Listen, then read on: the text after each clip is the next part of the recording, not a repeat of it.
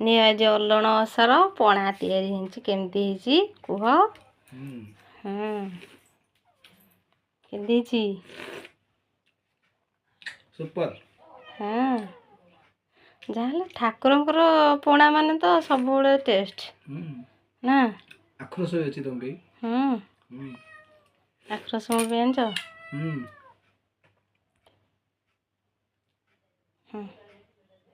ଏଇଟା ହଉଛି ଆଖୁ ରସ, ଏଇଟା ତମେ ପଣା ଆଉ ଦେଇଛ ଆଉ। ହଉ ଖା।